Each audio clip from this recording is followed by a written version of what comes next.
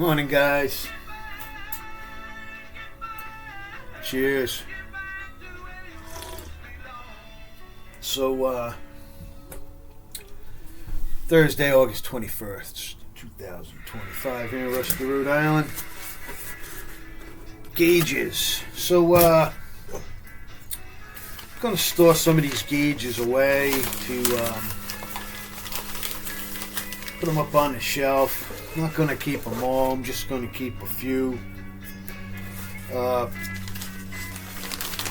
Eventually, I'd like to change the gauges in the dash in the 48 and use these. Get rid of the additional gauges hanging around. I like to have everything look as original as possible. I got a lot done yesterday. I painted the floor in the apartment. I can't go in there. I got to give it about 48 hours to cure. That way I ain't scratching it when I'm walking on. I want it to really be dry. I use a floor paint. It's a acrylic enamel, and it's got to dry.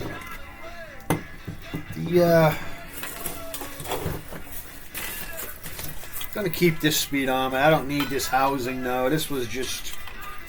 I think this housing was from the 48, but the big, when it was a big truck. The other one I had, the 2.5 ton, 54 rather. I'm sorry, get mixed up. A little tinted. That'd be like the high beam and light up the instrument, whatever you're looking at. So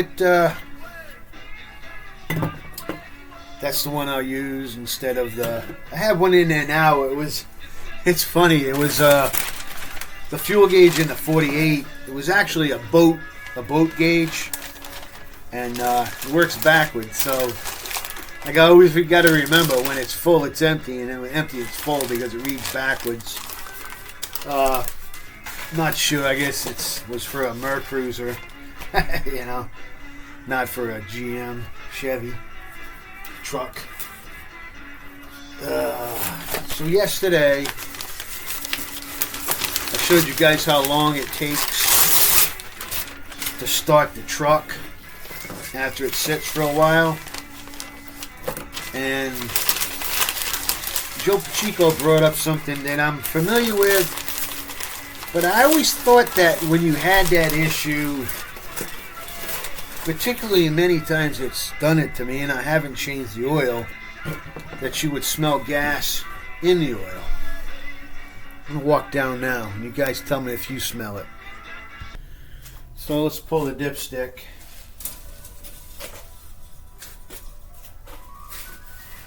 Rag.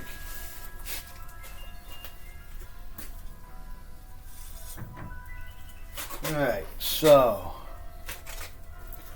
let's see if I can smell gas.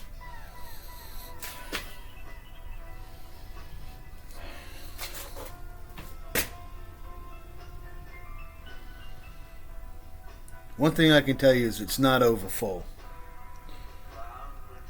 Not that much gas would really drop out of the carburetor, but I guess as many times as it's happened, I mean, I have to move this every time I cut the grass, so it's like I go to start it. So if the gas is leaking out of the carburetor, it would still be in the line. This is like the gas is moving all the way back to the fuel. You see how long it cranks? That's like sucking all the way from the fuel tank like you ran out of gas. And as many short moves as I made with this, you sniff, you tell me. You smell any gas? Take a whiff. It's a little brown. Needs changing. It's not clear. It's getting that brown tint to it, so it's due for changing, probably close. Right here I have an issue getting this, right here I hit something. I think somebody screwed up the dipstick tube on this at some point.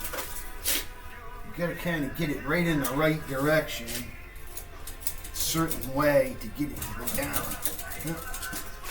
Play with it later. You got to have it turned in a certain way for it to go in.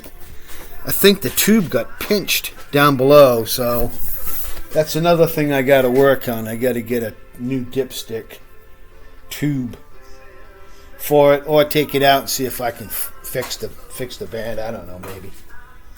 I got a lot of work to do on this, and it's not. I thought I was going to be going into clear on this, but I'm not. I'm not going into clear on it. I have to started getting a little rust right there. See it? From being out in the weather. That's why I was wanting to get this damn thing inside, man. Got to touch that up. And over here, I'm going to be making those changes to the hood. I didn't cut the old skin off, as you can see. A lot of the old skin is still there. Even up here, the old skin is here. So if I can cut this down and get this to lay down, like to take it down to the original skin. So I might be cutting it like way back here. Bring it from the point, come around, and then come back this way, just over in this area, and then weld this metal down, flatten it out, and then I'll have the original. It'll look like this does right here. That's under here. This is under here. I basically went over it, and I didn't chop it all up too far. I welded to it, so we'll see what happens. I'm going to take the hood off. Got to change the pinstriping, all faded out anyway. I guess this pinstriping can't handle the sun. So if I clear over it, would it have still faded back, I wonder? I don't know. Either way, I still got work to do, so looks like clearing is on the back burner. Mechanic work is going to be the thing of the day now.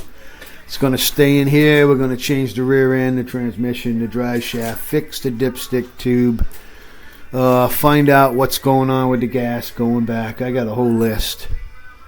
Might put me up a board, like a checklist board, and start writing this stuff down. Got to check the front wheels to see if I can get away from those tires. We'll see what happens. See what's going on here in Rusty, Rhode Island, guys. The apartment, like I said, I painted the floor so I can't go in there for a couple of days. I